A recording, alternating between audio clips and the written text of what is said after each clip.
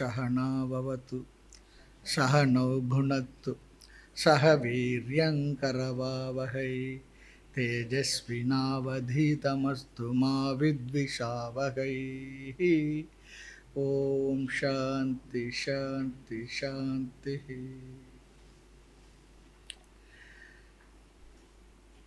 இந்த 7வது அத்தியாயத்தினுடைய அல்லது உத்தவ கீதையுடைய 2வது அத்தியாயத்தினுடைய 6வது ஸ்லோகம் முதல் 12வது ஸ்லோகம் வரை வேதாந்தத்தினுடைய சாரமான கருத்தை இங்கு பகவான் கூறிவிடுகின்றார் சொல்லி பார்த்தோம்.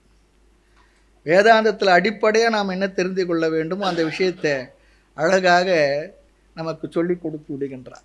அதில் முதல் கருத்து ஆத்மா, ஆத்மஸ்வரூபம். ஆத்மான்னு சொல்கிறோமே, ஆத்மா என்றால் என்ன, எப்படி இருக்கும் அந்த கருத்து. அது கருப்பாக இருக்குமா, சிவப்பாக இருக்குமா, ஒல்லியாக இருக்குமா, உயரமாக இருக்குமா, குட்டியாக இருக்குமா, என்னென்னு நினைக்கிறோமே, அது எங்கே இருக்கும்? ஆத்மஸ்வரூபம். 2வது கருத்து ஆத்மா அல்லாத மற்றவைகள், அவைகளுக்கு அதற்கு பெயர் அனாத்மா. ஆத்மா அல்லாதது. ஆக ஆத்மஸ்வரூபம், 2வது அனாத்மஸ்வரூபம், 3வது சம்சார ஸ்வரூபம். சம்சார ஸ்வரூபம்னா இங்கே துயர ஸ்வரூபம். துயரம் என்றால் என்ன? ஆக இந்த ஆத்மா அனாத்மா மட்டும் இருந்துட்டு போகட்டும், அது இருந்தால் நமக்கு பெரிய ப்ராப்ளம் இல்லை. ஆனால் யாரோ ஒரு ஆள் நமக்குள்ளே வந்து இந்த துயரத்தை கொடுத்து கொண்டிருக்கிறாரு, பிரச்சனை பண்ணிக்கிட்டு இருக்காரு, அது யாருன்னு தெரியணும். அந்த சம்சார ஸ்வரூபம் வரணும். இந்த திருக்கோயிலூரில் முதல் 3 ஆழ்வார்கள் ஒரு முறை பகவான் அவங்க 3 பேர் ஒன்றா சேர்த்து வச்சு பார்க்கணும்னு ஆசைப்பட்டார். பெரிய மழை, கும்மிருட்டு, அமாவாசை கற்கள்ன்னுவாங்க அந்த ஏரியாவில், அப்படி ஒன்று. அப்போ மழையில் ஓடி வரார் ஒருவர். பார்த்தார் ஒரு இடம் இருந்தது, அப்படி ஒதுங்கி நின்னார். மழையில் பார்த்தா கொஞ்சம் பரவாயில்ல, இருட்டு இருந்தால் கூட கொஞ்சம் அப்படி நின்று பார்த்தார், உட்காந்து பார்த்தார், கொஞ்சம் படுக்கலாம் போல இருந்தார். அப்படி படுத்து அசந்தார். அந்த நேரம் பார்த்து இன்னொருத்தர் ஓடி வந்தார். ஓடி வந்து அவரும் அந்த அறைக்குள்ளே வந்தார். இங்கே யார் இருக்கிறது, மழை நின்ன உடனே போயிடலாம், கொஞ்சம் ஒதுங்கலாமான்னு சொல்லி கேட்டார். வாங்கலேன்னு சொன்னார். அப்போது சொன்னார், ஒருவர் இருக்கலாம், ஆமாம், ஒருவர் படுத்திருக்கலாம், இருவர் இருக்கலாம், வாங்கன்னு சொன்னார். 2 பேரும் உட்காந்துருந்தாங்க. அடுத்து 3வது ஒருத்தர் வந்தார். வந்து அவரும் மழையில் கேட்டார், இந்த மழையாக இருக்குது, கொஞ்சம் உள்ளே வரனே. பரவாயில்ல வாங்க. ஒருவர் படுத்திருக்கலாம், இருவர் இருக்கலாம், 3 நிற்கலாம். அப்படி 3 பேர் நின்றுட்டு இருக்காங்க. அதோடு விட்டுதா பாருங்க. இந்த 3 பேரும் அப்படி இருக்கும்பொழுது கொஞ்சம் நேரம் ஆச்சு. கொஞ்சம் நேரத்தில் எதுவும் சொல்லாத ஒரு மனுஷன் உள்ளே வந்துட்டார். வந்துட்டு ஒரே நெருக்கடி. அந்த நெருக்கடி தாங்க முடியல.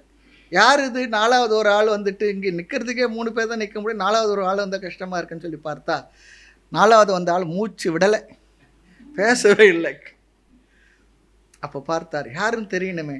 இந்த காலமாக இருந்தால் நமக்கு செல்ஃபோன்லேயே எல்லாம் வந்துடுச்சு. செல்ஃபோன் வந்த ஒரு பாடு எல்லோரும் ஃபோட்டோகிராஃபர் ஆகிட்டாங்க.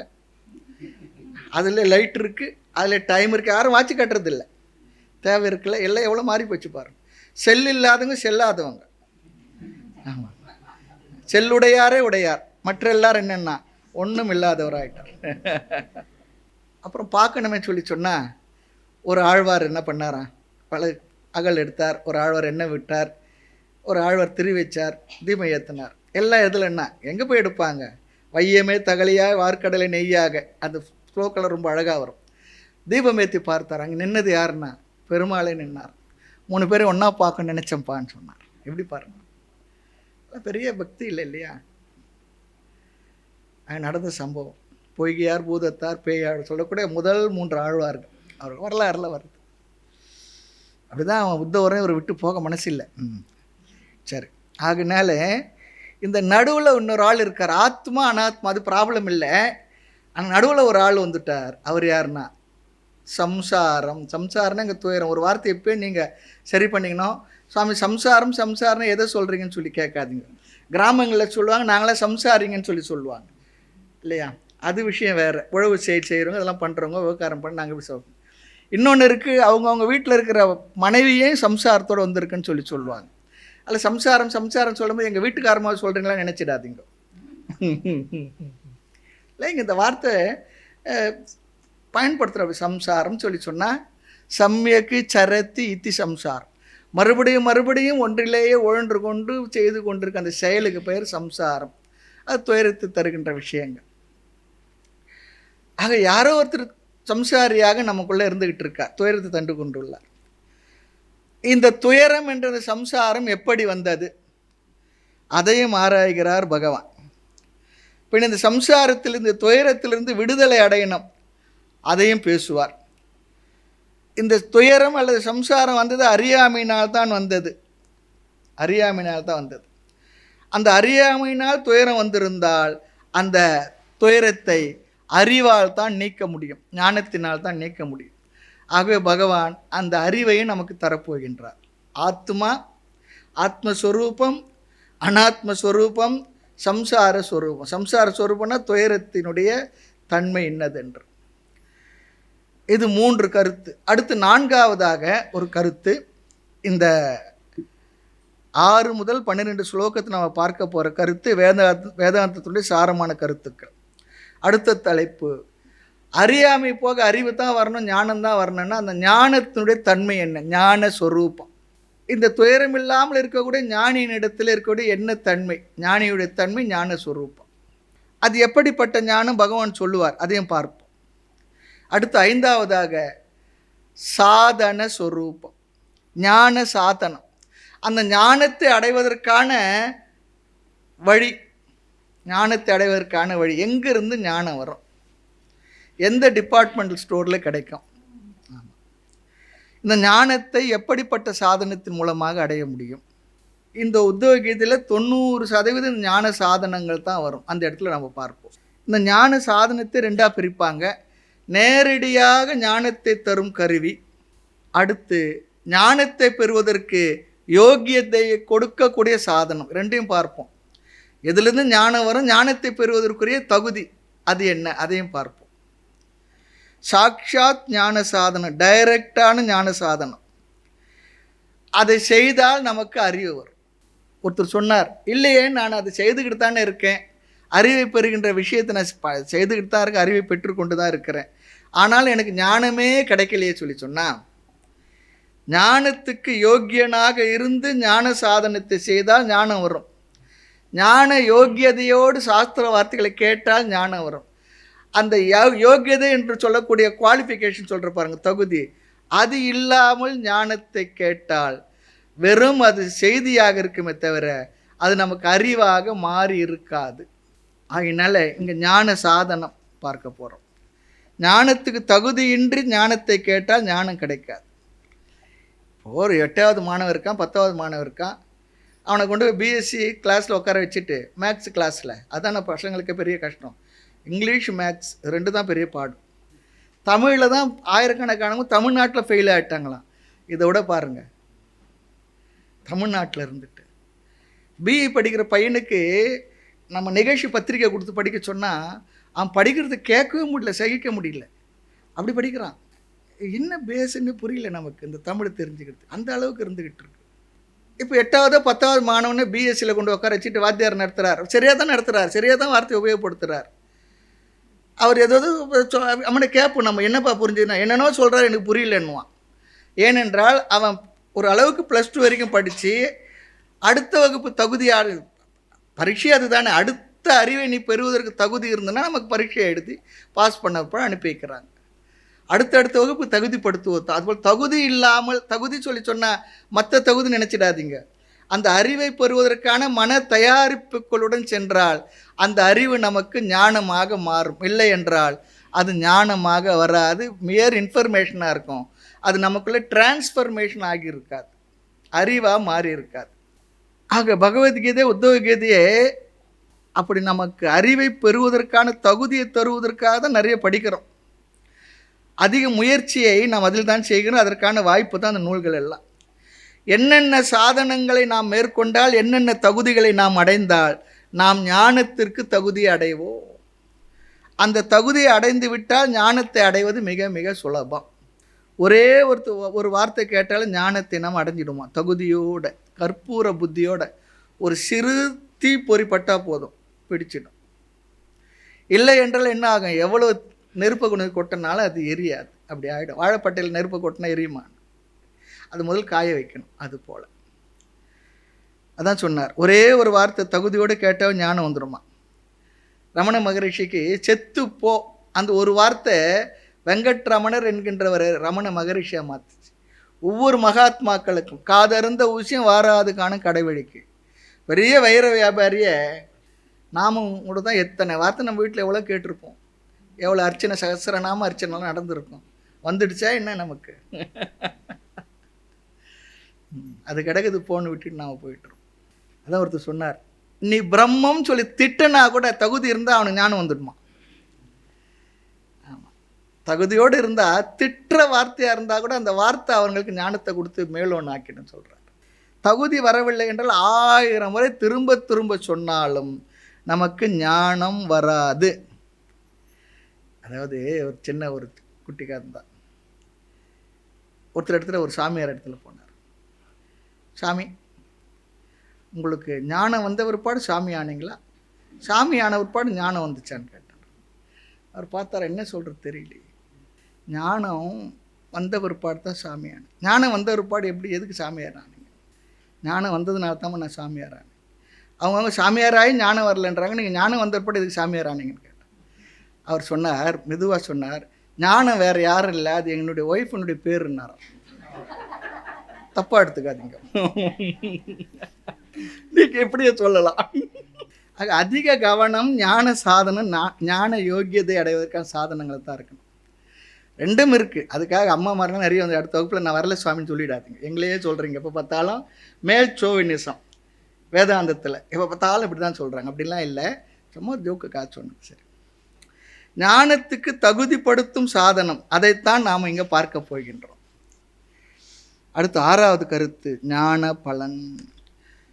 ஆத்மா ஆத்மஸ்வரூபம், அனாத்மஸ்வரூபம், சம்சார ஸ்வரூபம் 3.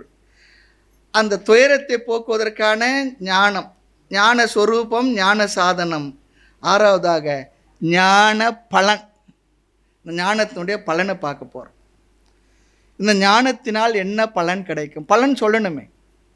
பலன் தெரியலனா அது சாதனத்துக்கு முயற்சி பண்ணுவோம். ஆக ஞான ஸ்வரூபம், ஞான சாதனம், ஞான பலன்.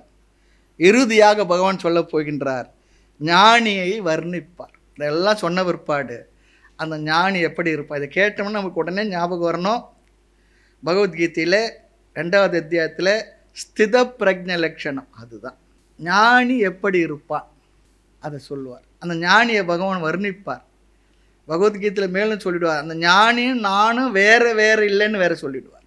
அதனால தான் அப்படிப்பட்ட மகான் ஞானிகள் கிடைச்சா இறைவனாகவே நினச்சி நம்ம வழிபடுறது நம்முடைய சம்பிரதாயத்தில் இருக்கிற விஷயம்.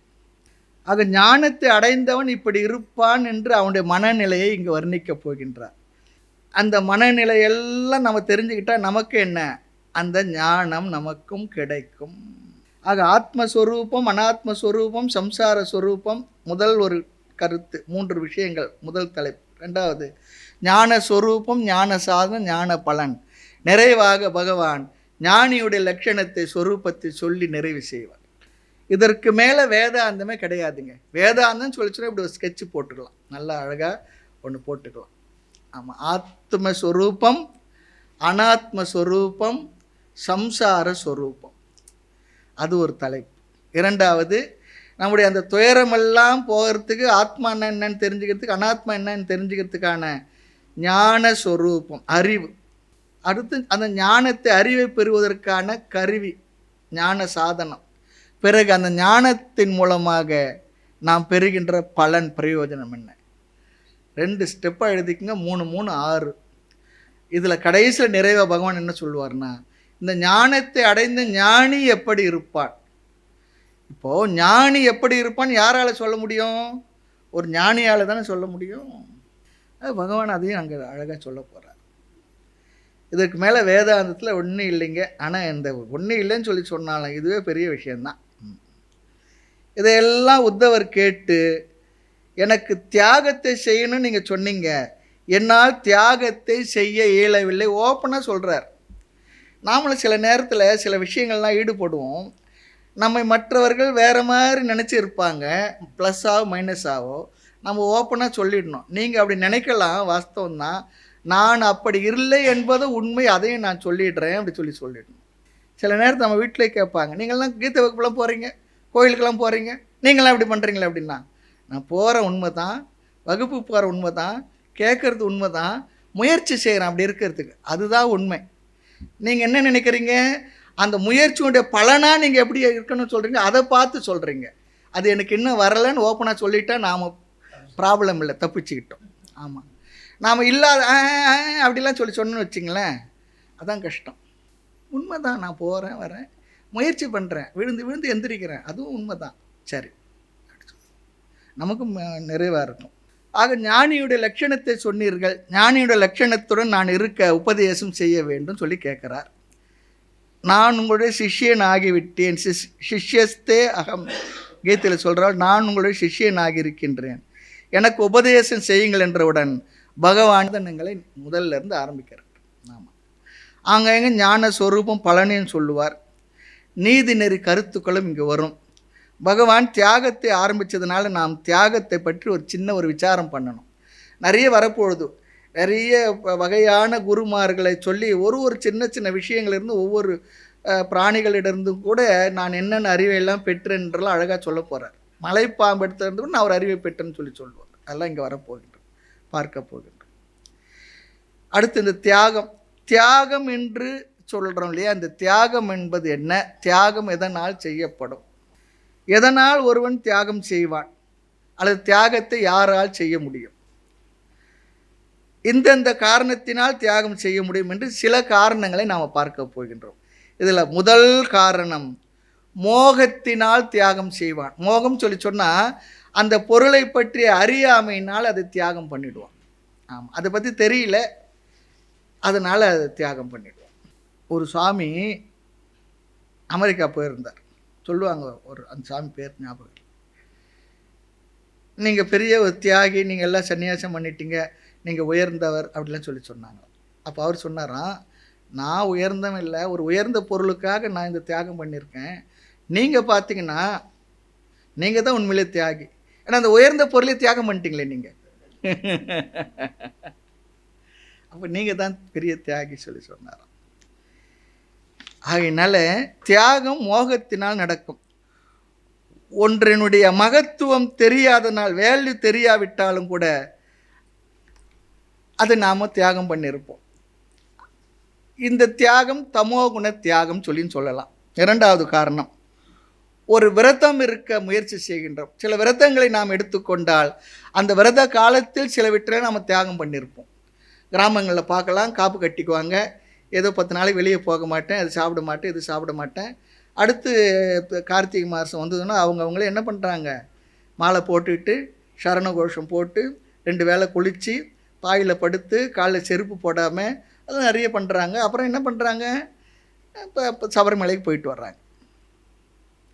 அப்போது ஒரு விரதத்தை எடுத்துக்கொண்டாலும் நாம் தியாகம் பண்ணுறோம், சில விஷயங்கள்லாம் தியாகம் பண்ணுறோம். இது சாப்பிட மாட்டேன், அது சாப்பிட மாட்டேன், அங்கே போக மாட்டேன், இங்கே பார்க்க மாட்டேன், அப்படி பண்ண மாட்டேன், இப்படி பண்ண மாட்டேன்னு சொல்கிறோம். ஆகவே ஏதோ ஒரு விரதத்தை எடுத்துக்கொண்டால் நமக்கு தியாகத்துக்கு சக்தி வருமா. இப்போது மற்ற நாள்னே பசிக்கும், சாப்பிடுவோம். விரத காலத்தில் என்னென்னா பசி எடுக்கும், வயிறு பசிக்கும், மனசு என்ன சொல்லும், இன்றைக்கி விரதம், நீ சாப்பிடக்கூடாது. ஆக தியாகத்துக்கு காரணம் சங்கல்பம், விரதம். இது ரஜோகுணத்தினால் நடக்கும். மோகத்தினால் நடக்கிற தியாகம் தமோ குணத்தினால. விரதத்தினால் நாம் எடுத்துக்கொள்கிற சங்கல்பத்தினால் நாம் இருக்கின்ற தியாகம், செய்கின்ற தியாகம் ரஜோகுணத்தினால் நடக்கும். இதில் கூட என்னென்னா ரெண்டுத்துலேயும், அல்லது ரஜோகுணத்தினால விடுறது ஸ்தூலமாக விட்டுருப்போம், மனதில் அதை பிடிச்சு வச்சுருப்போம், மனதில் அது இருந்துக்கிட்டே இருக்கும். ஆக மாலை போட்டு காப்பு கட்டினா விரதம் அனுஷ்டிக்கிறோம், அதுதான் என்ன, சிலதெல்லாம் தியாகம் பண்ணுறோம். இரண்டாவது காரணம். மூன்றாவது காரணம் வைராக்கியம், விரக்தி, அதனால் தியாகம் செய்ய முடியும். வைராக்கியம் கூட ஒரு தியாகத்தை நமக்கு செய்வதற்கு வாய்ப்பாக அமையும். இந்த வைராகியத்தை செய்கிற தியாகமும் 2 விதமாக இருக்குது, 2 விஷயம். அசக்தி, அதாவது அந்த பொருளை அனுபவிக்க முடியவில்லை, அனுபவிப்பதுக்கு சக்தி இல்லாததுனால அதை விட்டுடலாம். ஒரு உதாரணம் சொல்கிறேன் கேளுங்க. 85 வயசு ஆகிடுச்சு, எல்லா பல்ல விழுந்தாச்சு. அந்த தாத்தா நான் முறுக்கு சாப்பிட மாட்டேன்னு சொன்னார்னு எப்படி இருக்கும்? நான் முறுக்கை தியாகம் பண்ணிட்டேன்னா? ஒரு காளி கோயில் பூசாரி இருந்தார். எல்லார்கிட்ட சொன்னார், அடுத்த வருஷத்துலேருந்து இங்கே கடா வெட்டுலாம் கூடாதுன்னுட்டார். ஏன் சுவாமின்னார், அவருக்கு இருந்த கடைசி பல்ல விழுந்துடுச்சான், அதனால் அவரால் சாப்பிட முடியாது, கடா வெட்டக்கூடாதுன்னுட்டார்.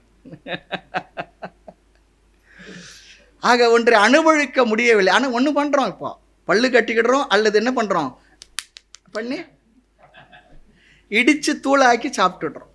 பண்ணுறோமா இல்லையா? விட முடியல. ஆக இயலாமையினால் விரக்தி வரலாம், ஒன்றை விடலாம், தியாகம் பண்ணலாம். பிறகு அவருக்கு அந்த சக்தி வந்துருச்சுன்னு வச்சுங்களேன், நல்ல அழகாக பல் செட்டு கட்டிட்டாருன்னா அப்புறம் என்ன, நல்லா மென்று சாப்பிடலாம், அது வேறு.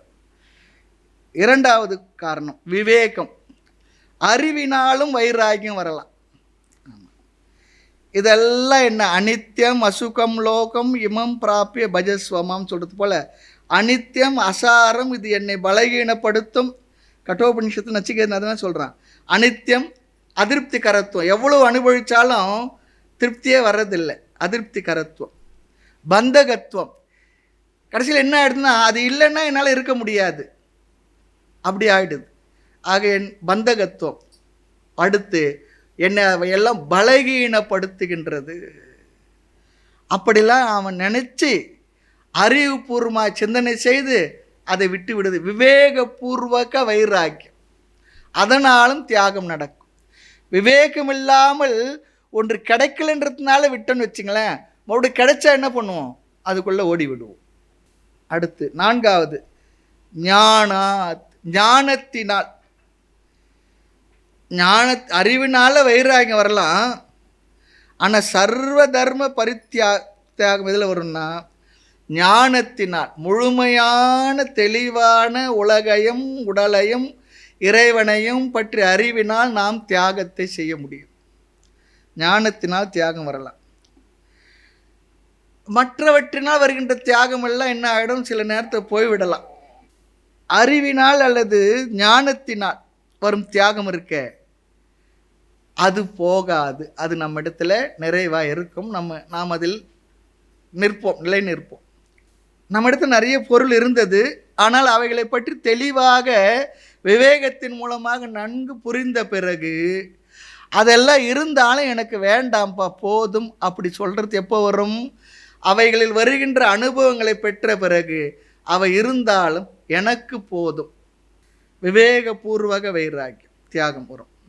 இந்த அறிவை பற்றி சொல்லும்போது தாய்மொழி சொல்லுவார், இந்திரஜாலம் கனவு காணலி நீரென இவ்வுலகம் எமக்கு தோன்றன்னு சொல்கிறார். இந்த உலகம் உண்மையில் காணல் நீரை போன்றது தான். அது எப்போ வருது இந்த அறிவு? 80 வயசுக்கு மேலே உயிரோடு நம்ம இருந்தால் வரலாம். காரணம், இந்த உலகம் பொருள் எனக்கு இன்பத்தை தருகின்றது என்று நான் நினைக்கின்றேன். அடுத்து அந்த பொருளே கிடையாதுன்னு வச்சுக்கோமே, அப்போது அந்த பொருளே இல்லைன்னா நான் திறந்துட்டேன்னு சொல்ல முடியுமா? அப்படின்னு சொல்ல முடியாது. ஆகவே எவைகளெல்லாம் நமக்கு இன்பத்தை தருமுன்னு நினைக்கின்றோமோ அவைகள் இருந்தாலும் கூட எனக்கு போதும் வேண்டாம் சொல்கிறது தான் சரியான துறவாக இருக்குது. அது ஞானத்தினால்தான், அறிவால் தான், விவேகத்தினால் தான் வரும். ஆக ஞானத்தினால் வரும் துறவு, ஞானத்தினால் வருகின்ற தியாகம். துறவு தியாகம் ரெண்டுமே அர்ஜுனன் கேட்டுடுறார் கீதையில். பகவான் வந்து இந்த 2 வார்த்தையை உபயோகப்படுத்துகிறார். இது ரெண்டுக்கும் ஒரே அர்த்தமா வேறு வேறு அர்த்தமா? பகவான் சில நேரத்தில் அந்த வார்த்தைகளை ரொம்ப அழகாக அப்படியே கேஷுவலாக யூஸ் பண்ணிகிட்டே போயிடுவார். அழகாக சொல்கிறார் ரெண்டுக்கு என்னென்ன வேறுபாடுன்னா, வேறுபாடாக இருந்தால் 2 வார்த்தை சொன்னது சரி, ஒரே அர்த்தம் ஏன் 2 சொல்ல உபயோகப்படுத்தினீங்க அப்படிலாம் சொல்லி கேட்பாருங்க. அர்ஜுனன் வந்து பகவான் இடத்துல கேட்பார். தீரத்தினால் துறவு சேராமல் இவ்வுலகில் பாரத்தனம் பேசல் பண்போ பராபரமே, தாய்மன்னர் கேட்குறார். தெளிவான ஒரு விரக்தியினால நான் துறவு பேசாமல் இந்த உலகத்தில் சும்மா இப்படி பேசி திரியிறேன்னு சொல்லி கேட்பார் தாய்மன்னரும் கூட. ஆக இங்கு பகவான் இந்த ஞானத்தை 2வது ரொம்ப அழகாக சொல்லுகின்றார். இப்படிப்பட்ட ஞானத்துடன் நீ தியாகம் செய்ய வேண்டும். ஒரு பழைய பாட்டு குரு இடத்துல செல்லும் பொழுது, உள்ளத்தை தந்தேன், உடல் உழைப்பினை தந்தேன், திறமைகள் அனைத்தையும் உனக்கு அர்ப்பணம் செய்தேன், என்ன தந்த போதும் நெஞ்சில் அமைதியற்றதால் இன்று உந்தன் பாதத்தில் நானே அர்ப்பணம் சொல்கிறது போல் அந்த தியாகம் முழுவதுமாக தன்னை தியாகம் செய்து விடுவது. அழகான வரிகள் அதெல்லாம். இப்படிப்பட்ட ஞானத்துடன் நீ தியாகம் செய்ய வேண்டும். அந்த தியாகம்தான் உச்சகட்டமான தியாகம். அதற்கு மேல் தியாகம் செய்ய அங்கே ஒன்றும் இல்லை. ஆகவே இங்கே பகவான் சொல்லுகின்றார், இந்த ஸ்லோகத்தில் இருக்கு பாருங்கோ, துவம் தூ சர்வம் பரித்யஜ்ய, நீ உத்தவா சர்வம் அனைத்தையும் பரித்யஜ்ய தியாகம் செய்து விடு. நதியானது எப்படி தன்னுடைய முழு நீரையும் கொண்டு சென்று கடலில் கொட்டி விடுமோ அதுபோல சர்வம் என்ற இடத்துல சர்வ அனாத்மா அல்லது ஜட வஸ்து, எல்லா அனாத்ம வஸ்துக்களையும் தியாகம் செய்து விடு. பிறகு ஸ்நேகம் து ரொம்ப அழகாக சொல்கிறார். உறவுகள், உறவுகள்னால் என்ன இருக்குது? எல்லாம் உறவு தானே. இந்த உடல் வந்ததுனால அம்மா உறவு, அப்பா உறவு, மகன், அதனால் எல்லா உறவும் வந்துவிடுது. மாமன், மாமி, மைத்துனன், நண்பன், எல்லாம் உறவு தானே. அவர்களிடத்தில் இருக்கிற அந்த உறவில் உள்ள பற்றையும் முழுமையாக தியாகம் செய்து விடு. உத்தவர் சொல்லுவார், சாமி நீங்கள் என்னென்னவோ சொல்கிறீங்க, ஆனால் இப்போ இருக்கிற அறிவால் என்னால் முடியல, மறுபடியும் சொல்லிவிடுவார். ரொம்ப ஆனஸ்ட்டாக ஒத்துக்கிட்டுறார், மறைக்கலை. அதற்கு பகவான் அறிவை கொடுக்க போகின்றார். இங்கு கொடுக்கின்ற அறிவு எதற்காக என்றால் தியாகத்திற்காக. இது ஆரம்பத்திலே சொன்னால், இந்த வார்த்தையெல்லாம் சொன்னோம்னா பயம் வந்துடும். சாமி ஞானம் வந்துட்டால் எல்லாத்தையும் விட்டுட்டு போயிடுவோம். நிறைய பேருக்கு அப்படி ஒரு பயம் இருக்குது. ஞானம் வந்து எல்லாத்தையும் விட்டுட்டு போயிடுவோம்னா, அப்படிலாம் ஒன்றும் இல்லை. அதனால தான் சாமி நாங்கள் ஞானமே வேண்டான்னு தூரம் ஒதுங்கி இருக்கிறோம். ஏதோ அந்தர்யோகத்தை வந்து ஏதோ சொல்லுங்கன்னு சொல்லி பார்த்தா ஏதோ ஞானமா தியாகமா எல்லாம் சொல்கிறீங்களே, அதனால் நாங்கள் அந்தர்யோகத்தை தியாகம் பண்ணிட்டோம் சுவாமி. அப்படிலாம் இல்லை, கேட்டு வச்சுக்குவோம். அது நம்ம சமயத்தில் பயன்படும். இந்த அறிவெல்லாம் தேவையான பொழுது பயன்படும், அந்த நேரம் கிடைக்காது. ஆக இங்கே புத்தவரே சொல்ல, என்னால் இதெல்லாம் விட முடியாது இல்லையா? அதுபோல் நமக்கும் ஞானம் வந்துட்டு அதெல்லாம் போயிடும், தியாகம் பண்ணிவிடுவேன்னா எனக்கு வேண்டான்னு சொல்லி சொன்னால் அப்படிலாம் இல்லை. ஞானம் வந்தால் உண்மையிலேயே சந்தோஷமாக அது ஞாபகம் வச்சுக்கணும், விரும்பி நாமே அவைகளிலிருந்து விலகி நிற்கக்கூடிய மனநிலை நமக்கு கிடைக்கும். அதுதான் இங்கே. பயந்துக்கிட்டு ஏதோ அப்படிலாம் இல்லை. உண்மையிலே நமக்கு இந்த தெளிவான ஞானம் இருந்தால், அவைகள் எல்லாம் இருந்தாலும் கூட அவைகளிலிருந்து விலகி நின்று வாழக்கூடிய அமைதியான மனது கிடைக்கும். அதுதான் இங்கே ரொம்ப முக்கியம். ஞானம் வந்தால் சந்தோஷமாக அதையெல்லாம் விட்டு இருப்போம். இல்லைன்னா என்ன பண்ணுவோம் தெரியுங்களா? பேரன் கூட சண்டை போட்டு மல்லு கட்டி உட்காந்துருப்போம் வீட்டில். அவன் கேட்பான், என்ன தாத்தா நீன்னு சொல்லி கேட்பான். ஒழுங்காக ஆசிரமத்துக்கு கோயிலுக்கு போயிட்டு வா தாத்தான்னு சொல்லுவான். சர்வம் பரித்தெஜ்ய, இங்கு 2 பொருள் தியாகத்துக்குரியதான். ஒன்று ஜட வஸ்து, எல்லா பொருள்களும். 2வது சேத்தன வஸ்து, எல்லா உறவுகளும். ஆக தியாகம் செய்தல் சொல்லி சொன்னால் என்ன அர்த்தம்? எதை தியாகம் செய்ய முடியும்? அது இருக்கு, அடுத்து இருக்கு. தியாகம் சொல்லிட்டு எதை தியாகம் செய்ய முடியும்? இங்கே ரொம்ப அழகாக சொல்கிறார். இந்த ஓனர்ஷிப் இருக்கு பாருங்க, அதுக்கு ஆப்போசிட்டாக இருக்கிறதெல்லாம் என்னுடையது. அந்த ஓனர்ஷிப்பை விடுறது. பத்திரத்தில் இருந்துட்டு போட்டோம், வீட்டில் போய் அதெல்லாம் சொல்லிடாதீங்க. சொன்னீங்கன்னா இன்றைக்கே நாளைக்கு அனுப்பி விட்டுடுவாங்க. ரொம்ப நல்லது எழுதி கொடுத்துட்டு போய் அனுப்பிடுவாங்க. இருக்கும்போதே ஒரு வேளை சாப்பாடு போடுறது கஷ்டம். ஆமாம், அதனால் இதெல்லாம் கேட்டு புத்தியில் வச்சுக்கணும். ஓனர்ஷிப்பை நம்ம என்ன பண்ணணும்? மனதளவில் விட்டு விடல். மம அகம், இந்த எண்ணத்துக்கு நேர் எதிர் சொல்லுதான் தியாகம். இது என்னுடையது இல்லை, அகம். இது நான், என்னுடையது. இதில் நிறைய விஷயம் என்னென்னா, நான் என்பது இந்த உடல் வரையில் நிற்கும். நான் இந்த உடலை தான் சொல்லுவோம். இந்த உடலுக்கு அப்பாற்பட்டது தான் என்ன சொல்லுவோம்? என்னுடையதுன்னு சொல்லுவோம். அதனால் அகங்காரம் மமக்காரம் சொல்லி சொல்லுவோம். அகம் நான், இந்த உடல் நான் நினச்சிருக்கோம். அடுத்து இந்த உடல் சம்பந்தமாக வந்த எல்லா பொருள்களும் அதை என்னுடையது. இது 2லும் நாம் வைக்க வேண்டிய மனோநிலை, பாவனை. அதான் சொல்கிறார், மம அகம் என்ற எண்ணத்திற்கு எதிர் சொல் தான் தியாகம். இது என்னுடையது என்று சொல்லும் பொழுது அந்த பொருளுக்கு நம்முடையது என்று அந்த பொருளுக்கு தெரியுமா கேட்குறார்.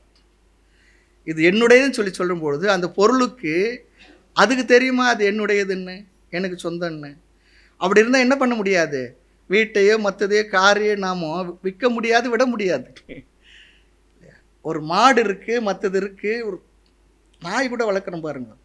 எங்கே விட்டுட்டு யார்கிட்ட கொடுத்தோம்னா அது கொடுத்துட்டு நம்ம வரத்துக்குள்ளே நம்ம மாட்டு கூட்டத்தில் வந்து நின்றுடும் அது.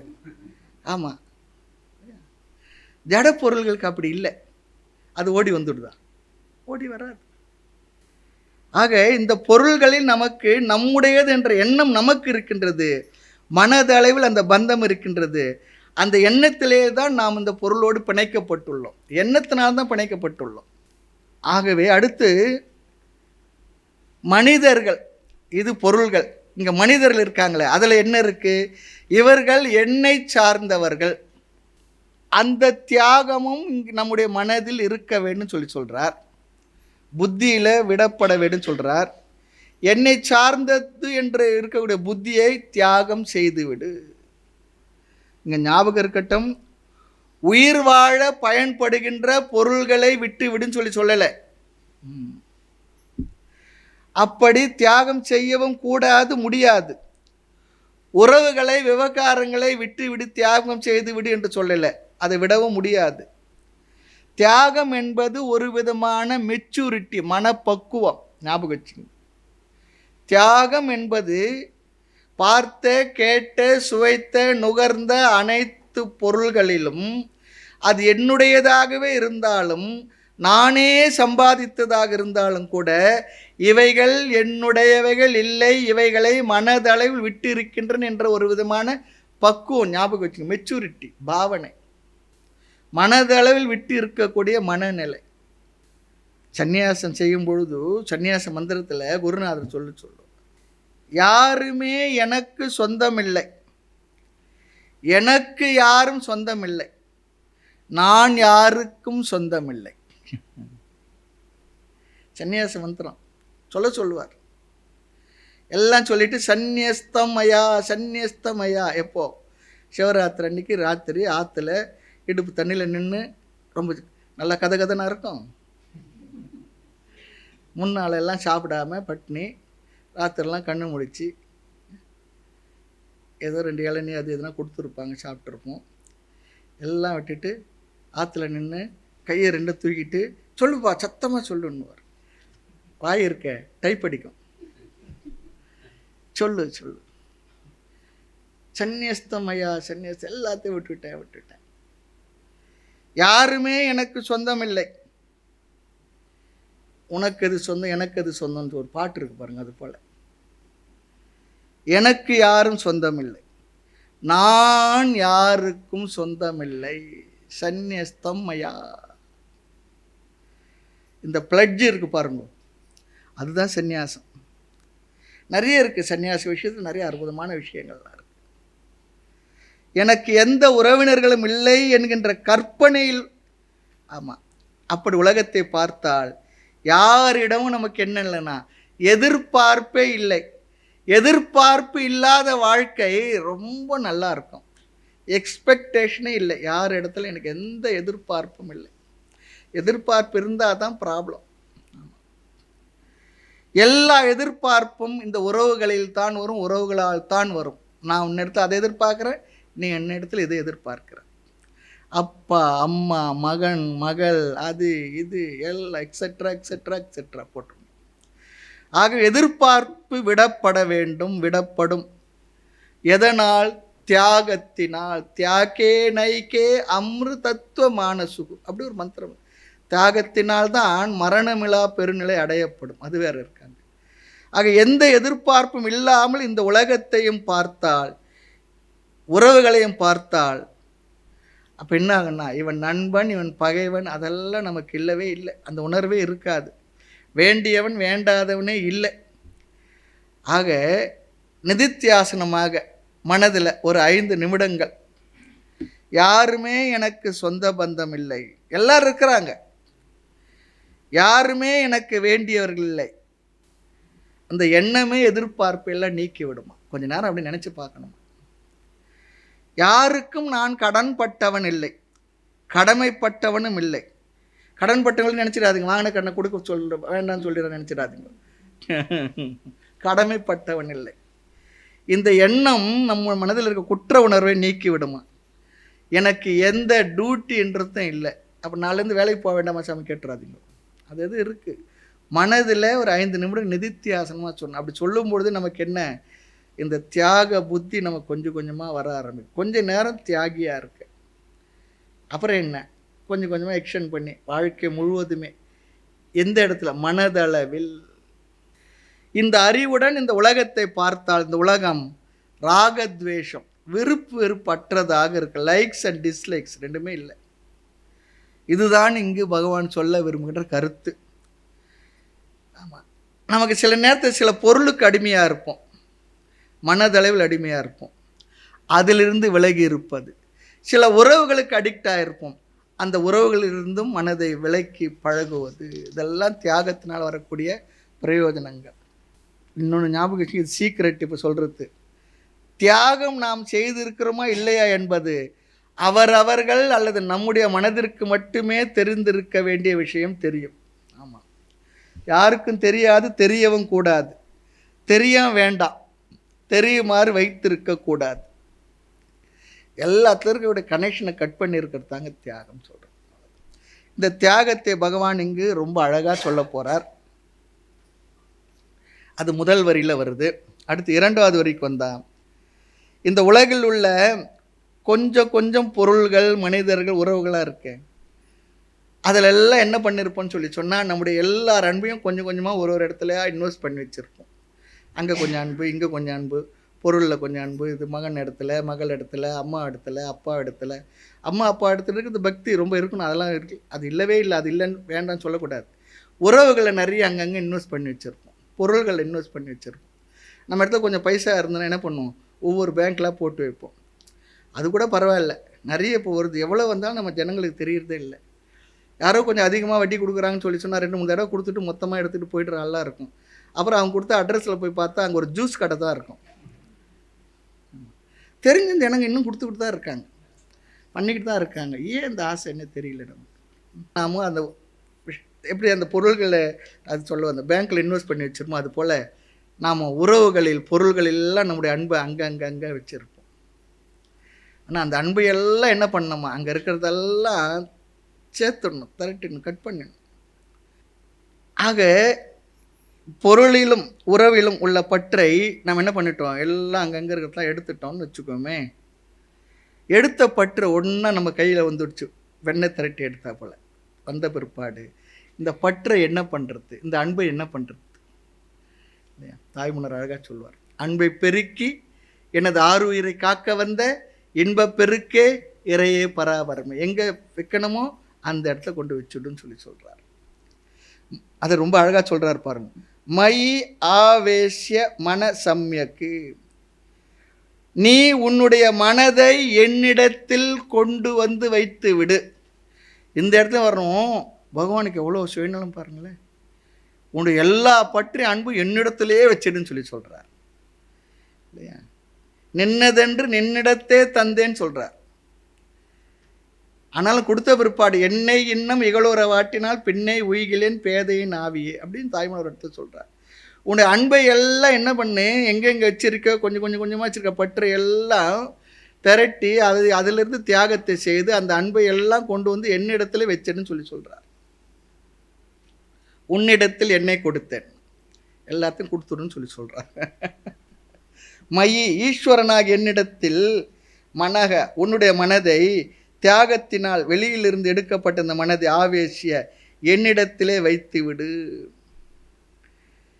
அதுக்கு சொல்ற எப்படி சம்யக்கு நன்கு நிலை பெறுமாறு, நன்கு உறுதியாக உன்னிடத்தில் உள்ள அந்த அன்பை எல்லாம் என்ன பண்ண, எங்கெங்கே வச்சிருக்கிறதுல செதறி இருக்கு, அந்த அன்பையெல்லாம் சேர்த்து என்னிடத்துல வச்சுட்டு சொல்லி சொல்கிறார். ஆக பகவான் நான் என்று புரிந்து கொண்டு சத்தியத்தினிடத்தில் மனதை வைத்து விடுன்னு சொல்கிறார். அது ரொம்ப முக்கியம். ஆமாம், சத்து என்றால் உண்மையான பொருளிடத்தில் வை. மயி என்றால் இங்கு பகவான், சத்தியம் என்றால் இந்த உண்மை இடத்தில், பகவான் இடத்தில் பொய்யான ஒன்றில் வைக்கப்பட்டுள்ள அந்த மனதை எடுத்து மெய்யான சத்திய வஸ்துவாகிய என்னிடத்தில் வை சொல்கிறார். என்னை புரிந்து கொள்னு சொல்லி கேட்கிறார். நாம் நிறைய பேர் சொல்லுவோம், என்னை யாருமே புரிஞ்சிக்கலன்னு சொல்லி நிறைய இடத்துல சொல்லுவோம், வீடுகளில் சொல்லுவோம். 50 வருஷமாக 60 வருஷமாக சேர்ந்து வாழ்ந்துட்டு ஐயா சொல்லுவார், என்னம்மா நீ என்னை இன்னும் புரிஞ்சிக்கவே இல்லையே. அம்மாவும் சொல்லுவாங்க, ஆமாங்க நீங்களும் தான் என்னை புரிஞ்சிக்கல. 2 பேருமே புரிஞ்சிக்காமல் வயது ஆயாச்சு 70 வயசு, இனி புரிஞ்சு என்ன புரியாமல் போனால் என்ன சொல்கிறோமா இல்லையா? பகவான் சொல்ற, என்னை நீ புரிந்து கொள். என்னை நீ புரிந்து கொண்டால்தான் நீ ஒன்றை விட முடியும். என்னை புரிந்து கொள்வதும் விடுவதும் தியாகமும் ஒன்றுதான் சொல்லிடுறார். நீங்கள் பாருங்கள், முதல்ல என்ன பண்ணுறான், ஒரு பக்தன் கோயிலுக்கு போகிறான், கொஞ்சம் நேரத்தை கொடுக்குறான். அப்புறம் கொஞ்சம் அதிகமாக போகும்பொழுது அவன் மற்ற விஷயத்தை விலகித்தானே கோயிலுக்கு போகிறான். பகவான் இடத்துல நேரத்தை இன்வெஸ்ட் பண்ணுறான். அது மூலமாக தன்னுடைய மனதை பகவான் இடத்துல கொடுக்குறான். கொஞ்சம் கொஞ்சமாக பகவான் என்ன பண்ணுறார், அவருடைய மனதில் குடிகொண்டு விடுகின்றார், உட்கார்ந்து விடுறார், குடிகொண்டு விடுகின்றார். அப்போ என்ன ஆகுறது, நம்முடைய அங்கங்கே இருக்கிற அன்பெல்லாம் யாரையோ பார்க்கணும், கேட்கணும், அங்கே போனோம் இங்கே போனோம் அந்த இது அதெல்லாம் விடுத்து என்ன ஆகின்றது, கொஞ்சம் கொஞ்சமாக பகவானுக்கு உட்கார்ந்துடுது. அதுதானே ஒரு பக்தனுடைய நிலை, அதுதானே அப்படி தானே ஆகிறோம். ஆக என்னை புரிந்து கொள். என்னை புரிந்தால்தான் நீ ஒன்றை விட முடியும். என்னை புரிவதும் விடுவதும் ஒன்று தான் சொல்கிறார். எவ்வளோ அழகான கருத்து. இதெல்லாம் நம்ம யோசிக்கணும். இல்லைன்னா என்ன ஆகும்னு சொன்னால், பகவானையும் புரிஞ்சிக்கல, வெளியிலையும் விட முடியல அப்படி சொன்னால் அந்த மனம் மிக மிக பலுவாகிவிடும். அதில் இந்த உலகத்தை விட்டு நாம் போகும்பொழுது லேசான மனதோடு அமைதியாக எல்லாருக்கும் டாட்டா பை பை சந்தோஷமாக சொல்லிட்டு போகணும். இல்லைன்னா அந்த மனசு ரொம்ப பலுவாயிடுன்னு சொல்கிறார். வெளியிலிருந்து மனதை எடுத்து என்னிடம் வை, உண்மையை புரிந்து கொள். இதுதான் சத்தியம். இந்த சத்தியத்தை புரிந்து மித்தியாவை விட்டுவிடு. என்னதான் உண்மையை புரிந்தாலும் பொய்யான உலகில் தானே வாழணும் சுவாமின்னு சொல்லி கேட்டா, இந்த பொய்யான உலகத்தில் வாழணுமான்னு சொல்லி கேட்டால் ரொம்ப அழகாக சொல்கிறார். ஆமாம், வாழ்ந்துதான் ஆகணும், வாழணும், இல்லை என்று சொல்லவில்லை. ஆனால் எப்படி வாழ வேண்டும்? சமதிருக்கு. சமதிருக் விஷரஸ்வ காம். காம் என்றால் பூமியில் நீ விஷரஸ்வ சஞ்சரித்து கொண்டு தொம் நீ இந்த அறிவோடு இந்த பூமியில் சஞ்சரித்து கொண்டு வாழ்ந்து கொண்டுதான் இருக்க வேண்டும். இந்த ஞானம் வந்த பிற்பாடு நீ எங்கும் போக வேண்டாம், எங்கும் போகவும் முடியாது. எங்கு சென்றாலும் இதே உலகம், இதே மனிதர்கள், இதே சூழ்நிலைத்தான் இருக்கப் போகின்றது. நீ எங்கே போனாலும் நீ வீட்டை விட்டுட்டு போகலாம், உறவுகளை விட்டுட்டு போகலாம், நண்பர்களை விட்டு போகலாம். ஆனால் ஒன்றை விட்டுட்டு போக முடியாது, என்ன தெரியுங்களா? நம்முடைய மனதை விட்டு நாம் எங்கும் செல்ல முடியாது. அந்த மனதுக்குள்ளே 1000 பேர் சீட்டு போட்டு உட்காந்துக்கிட்டு இருக்கான், சேர் போட்டு. ஒரு ஆள் தான் டிக்கெட்டு வாங்கியிருக்கோம், அந்த மனசுக்குள்ளே 1000 பேர் சுமந்து விட்டு போகிறோம். ஆமாம், எங்கே போனாலும் என்ன பண்ண முடியாது, உன் மனதை விட்டு செல்ல முடியாது. என்னை விட்டு ஓடி போக முடியுமான்னு கேட்குது. முடியாது. ஆனால் மனதோடு தான் இருக்கணும். இந்த ஞானம் வந்த பிறகு இந்த உலகத்தில் நீ இதே உலகத்தில் நீ வாழ்ந்து கொண்டு சஞ்சரித்து கொண்டு, விஷரஸ்வ சொன்னால் சஞ்சரித்து கொண்டுன்னு சொல்லி அர்த்தம். தொம் நீ இந்த ஞானம் வந்த பிறகு நீ எங்கேயும் போக வேண்டாம், நீ எங்கு வாழ்கின்றாய் அங்கேயே வாழ்ந்து கொண்டிரு. ஆனால் எப்படிப்பட்ட விஷன் மனதுடன் நீ வாழ வேண்டும்? திருப்தியுடன் நீ வாழ வேண்டும். சமதிற்கு சொல்றார், எல்லாவற்றையும் சமமாக பார்ப்பவனாக நீ வாழ்ந்து கொண்டிருப்பவனாக இரு. ரொம்ப அழகாக சொல்கிறார். இதெல்லாம் தாங்க உபதேசம். இதெல்லாம் தான் மனசில் போய் தங்கணும். எப்படி வாழணுமோ, எப்படி இருக்கணுமோ, என்ன சூழ்நிலை இருந்தாலும் நாம் எப்படி இருக்கணுன்றது அழகாக சொல்லி கொடுக்குறார். உலகத்தில் எல்லாம் வெயில் காஞ்சாலும் நம்ம என்ன பண்ணுறோம், எல்லாத்திலும் கார்பெட்டாக போட முடியும். நம்ம காலுக்கு ஒரு செருப்பு போட்டு நமக்கு ஒரு கொடை பிடிச்சிக்கிறோம், அதுதானே முடியும். அதுபோல் இந்த ஞானம் என்ற குடையினால், ஞானம் என்ற ஒரு பாதுகாப்பினால் இந்த உலகத்தில் நீ அழகாக ஆனந்தமாக வாழ்ந்து கொண்டு இருன்னு சொல்கிறார். உத்தவருக்கு சொல்கிறார். உத்தவருக்கு தானே சொன்னார், எனக்கு எதுக்கு சுவாமி சொல்ல கேட்காதீங்க. இதே மனநிலை தான் நமக்கும். ஆகையினால இது நமக்கும் உபதேசம். ஆக பகவான் எல்லாவற்றையும் இதற்குள்ளேயே வச்சிட்டார். இந்த 6 விஷயத்தில் பொய்யான உலகத்தை நீ விட்டுவிடு, மயி என்னிடத்தில் உன் மனதை என்னிடத்தில் வைத்துவிடு, மகிழ்ச்சியாக சஞ்சரித்து கொண்டு ஜீவன் முக்தனாக நீ வாழ்ந்து கொண்டிரு. ஜீவன் முக்தன் சொல்லி சொன்னா இந்த உலகத்தில் இந்த உடல்ல உயிரோடு வாழ்ந்து கொண்டிருக்கும் பொழுது முழு அமைதியுடன் நிறைவுடன் ஆனந்தமாக வாழ்ந்து கொண்டிருன்னு சொல்றார். அதுதான் ஜீவன் முக்தன். விசரஸ்வ சொல்லி சொன்னா தியாகம் செய்து நீ எங்கும் ஓடி போக வேண்டாம் சொல்றார். வாழ்ந்து கொண்டிரு, சஞ்சரித்து கொண்டிரு. எப்படி சமதிருக்கு எல்லாவற்றையும் சமமாக பார்த்து கொண்டு. சரி சுவாமி, எல்லாவற்றையும் சமமாக பார்க்க முடியுமா? அனாத்மாவில் விஷமந்தானே இருக்குது, வேற்றுமை தானே இருக்கின்றது. இங்கே சமதிருக்கு சொல்லி சொன்னால் வேற்றுமையை அனாத்மாவில் உள்ள காமனாக உள்ள ஒரு நேச்சர் என்று பார்த்து அதிலிருந்து விலகிரு. அனாத்மா என்பது வேற்றுமையுடன் கூடியது தான். அது அப்படித்தான் இருக்கும், அது விஷமமாக தான் இருக்கும். வேற்றுமைகளுடன் உள்ள அவைகளினிடத்தில் விவகாரத்துக்கு அந்த வேற்றுமையை நீ வைத்துக்கொள், மெயின்டைன் பண்ணிக்கோ, பராமரித்துக்கொள். ஆனால் எல்லா அனாத்மாக்களிடத்தும் ஒரு நேச்சர் இருக்கு. அது என்னவென்றால் அடுத்த ஸ்லோகத்தில் சொல்லுவார், மித்யா என்கின்ற தன்மை இருக்குன்னு சொல்லி புரிஞ்சுக்கோ சொல்லுவார். எல்லா அனாத்மாவினிடத்திலும் மித்யா என்ற ஒரு தன்மை இருப்பதை, அந்த உண்மையை பார்த்துக்கொள். அது மித்தியான என்ன சுவாமின்னா அடுத்த ஸ்லோகத்தில் சொல்லுவார். ஆக இந்த 6, 7, 2 ஸ்லோகங்கள் முக்கியமானவைன்னு நம்ம பார்க்குறோம். 6லேருந்து 12க்குள்ளே எல்லா வேதாந்த சாத்தையும் சொல்கிறா சொல்லி பார்த்தோம். இப்போ 6, 7 2 ஸ்லோகத்தை பார்த்துருக்கிறோம். ஆத்மா என்று வந்துவிட்டால் இந்த எல்லா சரீரத்தில் உள்ள அபிமானத்தை இல்லையா, ஆத்மா இருக்கிற ஒரு காமன் தன்மையை, பொதுத்தன்மையை இருக்கின்றதை புரிந்து கொள். அதுதான் என்ன, சத்தியம் அல்லது உண்மை. அதை புரிந்து கொண்டு எல்லா அனாத்மாவையும், உண்மையில் அது மித்யா தோற்றமே பொய் என்று உணர்ந்து கொண்டு எல்லா ஆத்மாவும் சத்தியம் என்ற அறிவுடன் விஷரஸ்வ, ரொம்ப முக்கியமான வார்த்தை, வாழ்ந்து கொண்டிரு. பகவான் ஞானத்தை பெற்று போயிடுன்னு சொல்லலை,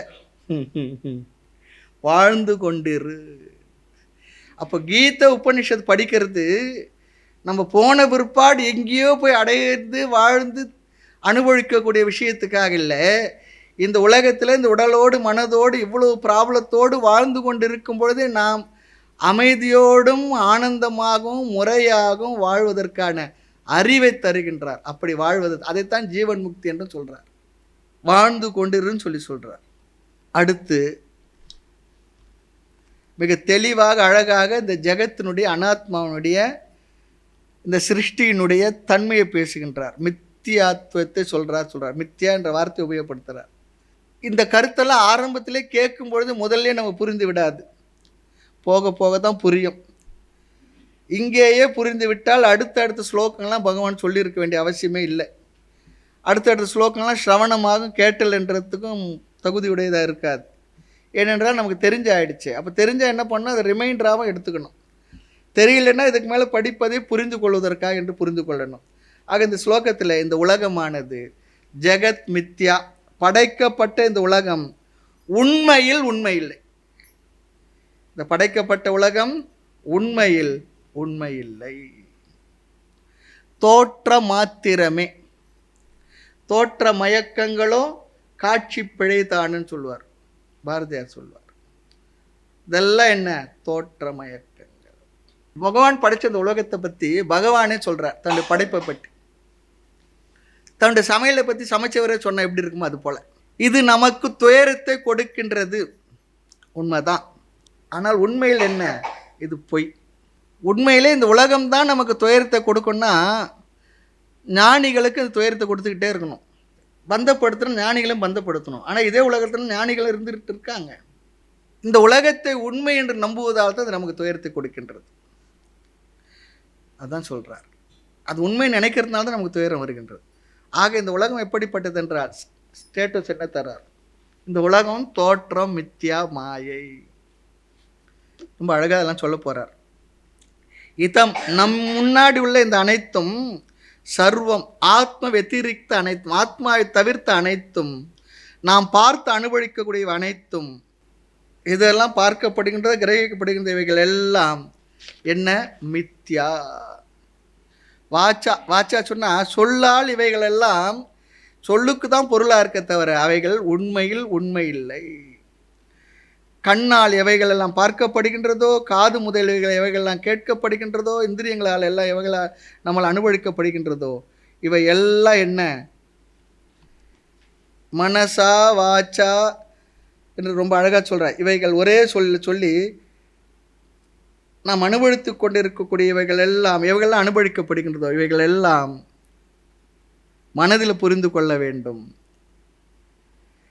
எப்படி கருணையையும் பொறாமையையும் நாம் சொல்லால் சொல்லி விளக்கி வைத்து விட முடியாதோ, மனதினால் புரிந்து கொள்வோம் உணர்வாக, அதுபோல இந்த உலகமும் என்ன?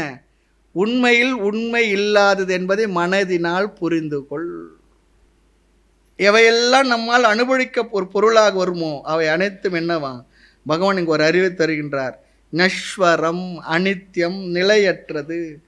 நாம் எதை பார்த்தாலும் அது அழிவுக்குட்பட்டது. அழிவுக்குட்பட்டதை பார்க்குற நான் அழியாமல் இருக்கிறேன்னா இருப்பேண்ணா? நம்ம ஊர்லேயே, நம்ம தெருவிலேயே, நம்ம சொந்தக்காரங்களே, நம்ம உறவுகளே எவ்வளோ பேர் இருந்தாங்க, இப்போ எவ்வளோ பேர் இல்லை. இன்னும் ஒரு 50 வருஷத்துக்கு பொறுத்து இப்போ இருக்கிற நாம் எல்லாரும் ஒரு 50 வருஷமே சொல்லுவோம். இல்லைன்னா சில பேருக்கு வந்து ஏன் சாமி குறைவா சொல்கிறத கூட சொல்லுங்களே, இன்னும் ஒரு 50 வருஷம் பொறுத்து இருப்போமா? ஒரு 100 வருஷத்துக்கு முன்னே நம்ம இருந்தோமா? அப்படின்னா 150 வயசா சாமின்னு சொல்லி சும்மா சொல்லி வைப்போம். இப்போ என்ன போயிட்டுது? இப்போ அதுதான் சொல்ல, நிலையற்றது. இந்த அறிவு நம்ம இடத்துல இருக்கட்டும் சொல்றார். அறிவு நம்ம இடத்துல இருக்கணும். இந்த அறிவோடு நீ வாழ வேண்டும். அழிவுக்குட்பட்டது.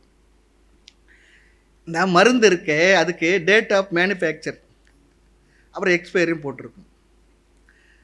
இந்த ஆயுர்வேத மருந்துக்கு டேட் ஆஃப் எக்ஸ்பைரி போடலை. ஒருத்தர் போய் கேட்டாராம், இந்த மருந்துக்கு டேட் ஆஃப் எக்ஸ்பைரி போடலைன்னா அது எக்ஸ்பயர் ஆகிறது, நீ எக்ஸ்பயர் ஆகிடுன்னு போய்ட்டோம். அதான் சொல்ல, இது எல்லாமே காலத்துக்கு உட்பட்டது. ஒரு காலம் வரை தான் இருக்கும்.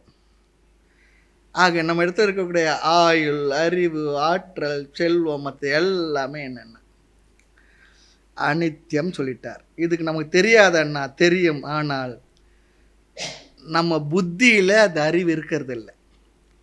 நம்ம புத்தியில் இந்த அறிவு இருக்கணும் என்பதற்காகத்தான் இங்கே உபதேசமே. எல்லாருக்கும் தெரியுது, யாருக்கும் எதுவுமே தெரியாமல் இல்லை. ஆனாலும் தெரிந்தும் நாம் ஏன் அதில் நிற்க முடியவில்லை, நிற்பதில்லையே? எல்லாம் தெரியுது, நன்றாய் அறிந்தேன், அறிந்தபடி நின்று சுகம் ஆகாமல் இவ்வண்ணம் ஆயினுன்னு சொல்கிறார். நல்லா தெரியுது.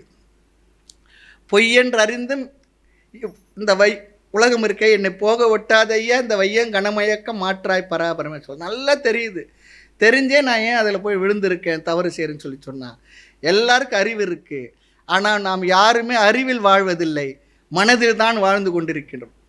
ஆக இந்த அறிவில் உள்ள அறிவை, புத்தியில் உள்ள ஞானத்தை மனதில் கொண்டு வந்து வச்சாதான் நாம் அதன்படி வாழ முடியும். யாருக்கு கோவப்படுறது தப்புன்னு தெரியாதையா? தெரியுது. பொய் சொல்கிறது தப்புன்னு தெரியுதா, தெரியலையா? ஆனால் ஏன் கோவப்படாமல் இருக்க முடியல, பொய் சொல்லாமல் இருக்க முடியல, இன்னொருத்தர் புறம் சொல்லாமல் இருக்க முடியல, இன்னொருத்தர் குறை சொல்லாமல் இருக்க முடியல? எல்லாரும் தெரிஞ்சு தானே இருக்குது. அது காரணம் அறியாமை இல்லை, நம்முடைய இயலாமை, முடியலை. அந்த அறிவில் நம்மளால் நிற்க முடியவில்லை. அதுதான் இங்கே பிரச்சனையே. ஆக பகவான் நமக்கு ஞாபகப்படுத்துகிறார், இதெல்லாம் என்ன, எல்லாமே அப்படியே இருக்காது, எல்லாம் மாறும். அனித்தியம் என்பது அதான் அர்த்தம். எல்லாமே மாறும், மாற்றத்துக்கு உட்பட்டது. இதை நீ அறிந்து கொள் உத்தவான்னு சொல்கிறார். உத்தவா, நீ அழியக்கூடியதாகவே இவை அனைத்தையும் அழியக்கூடியதாக அறிந்து கொள். ஆகவே இந்த மித்யா என்ற கருத்தை இங்கே எப்படி புகற்றார் சொன்னால், நஸ்வரம் என்ற சொல்லை இங்கே பயன்படுத்தியிருக்கார். எதையெல்லாம் படைக்கப்பட்டுள்ளதோ, நீ எதையெல்லாம் பார்க்கின்றாயோ அதெல்லாம் என்ன, மாறக்கூடியது, அழியக்கூடியது என்பதை மனதில் வைத்துக்கொள். அது என்றும் இப்படியே இருந்து கொண்டிருக்காது என்பதை மனதில் வைத்துக்கொள். அதுதான் இங்கே மித்யா என்ற வார்த்தையில் சொல்கிறார். மாயா மனோமயம், இது ஒரு அழகான சொல். இது கிருக்கியமானம் என்பதற்கு அழகான இந்த உலகில் நாம் எதையெல்லாம் அனுபவிக்கின்றோமோ, எதையெல்லாம் பார்க்கின்றோமோ, இதெல்லாம் என்ன? மாயா மனோமயம். மாயா மனோமயம் சொல்லி சொன்னால், இந்த உலகில் உள்ள எதையெல்லாம் பார்க்கிறோம் அதெல்லாம் என்ன? மாறக்கூடியது, மாயமாக இருக்கின்றது. நம்முடைய மனதிலே இருக்கக்கூடிய மனோமயமாக இருக்கின்றது. மனோமயம்னா இங்கே கனவுன்னு ஒரு வார்த்தை உபயோகப்படுத்துகிறார். கனவு போல இருப்பது. கனவு காணலின் நீர்னு சொல்கிறார். கனவுல பார்த்த எந்த பொருள்னா நமக்கு நனவுல உபயோகமாகுமா? கனவுல ஒருத்தர் கொண்டு வந்து ஒரு பெரிய பெட்டி நிறைய பணம் கொடுத்துட்டார். இப்போல்லாம் சொல்லாதீங்க சாமி, போனால் எல்லாம் செக் பண்ணுறாங்க, தேர்தல். முழிச்சு பார்த்த பெட்டியில் இருக்குமா பணம்? கனவுல யாரோ ஒருத்தர் நான் ஏதோ பண்ணிட்டேன், திட்டேன், அல்லது அவர் ஏதோ செய்துட்டேன், நனவுல நமக்கு அதுக்காக தண்டனை கொடுக்க முடியுமா? அதெல்லாம் இல்லை. அது போலன்னு சொல்லிட்டார். மனோமயம் என்பது கனவுலகில் நான் பார்க்கின்ற இவைகள் விதவிதமாக ஒரே விதமாக இருப்பதில்லை. இதெல்லாம் மனோமயம், மனதினுடைய விவகாரங்கள் சொல்கிறார். இதெல்லாம் வெளியில் பார்க்காத உடைய எண்ணங்களுடைய கற்பனையாக நீ பார் சொல்கிறார். மேலும் விஷயங்களை நாம் அடுத்த அந்தர்யோகத்தில் பார்ப்போம். ரொம்ப அழகான விஷயம். நிறைய நான் ஸ்கிப் பண்ணி தான் எது மட்டும் சொல்லணுமோ சாரமாக தான் சொல்கிறேன். இல்லைன்னா பார்க்கணுன்னா ஒரு ஸ்லோகத்தை கூட ஒரு நாள் ஒரு வகுப்பு 2 வகுப்பு கூட பார்க்கலாம். நிறைய விஷயங்கள் இருக்குது. இருந்தாலும் கூட சாரமாக நாம் ஸ்லோகத்தை பார்க்காம அங்கங்கே முக்கியமான ஸ்லோகத்தை வாச்சகங்கள், அங்கே என்ன கருத்தை பகவான் சொல்ல வரார் அப்படி தான் பார்த்துக்கிட்டு இருக்கோம். 1000க்கும் அதிகமான ஸ்லோகங்கள் இருக்குது. பகவானுடைய அனுகிரகம், குருவுடைய ஆசீர்வாதம் இருக்கும் பட்சத்தில் தொடர்ந்து நாம் இதை பார்ப்பதற்கு முயற்சி செய்வோம். மூர்த்தி எல்லாம் வாழி, எங்கள் மௌன குரு வாழி, அருள் வார்த்தை என்றும் வாழி, அன்பர் வாழி பராபரமே. ஓம் பூர்ணமத பூர்ணமிதம் பூர்ணாத் பூர்ணமுதச்யதே பூர்ணஸ்ய பூர்ணமாதாய பூர்ணமேவாவசிஷ்யதே. ஓம் சாந்தி சாந்தி சாந்தி. ஹரி ஓம். ஸ்ரீ குருப்யோ நமः. ஹரி ஓம்.